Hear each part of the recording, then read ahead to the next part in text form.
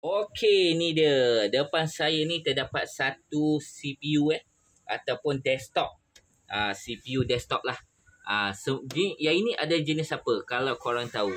Dia jenis kecil Kalau kecil selalunya kita panggil small tower. Yang ini yang kecil. Yang ini adalah kalau korang tengok. Katanya lah. Kata customer ni mengalami masalah apa? Tak boleh on. Macam mana tu tak boleh on? Apa-apa pun nanti kita tunjuk di next video. Korang lihat sendiri. Dia punya generasi dia i5. Yang ini kalau i5 macam ni, Windows 7, yang ini adalah yang lama punya korang kena tahu. Maksudnya i5 ni ada pelbagai generasi dia. Dia ada generasi pertama hingga ke berapa sekarang ni. Saya dah tak ingat terlampau banyak generasi dia. Tengok berabuk dia. Apa-apa pun nanti kita check. Apa masalah dia? Katanya tak boleh on.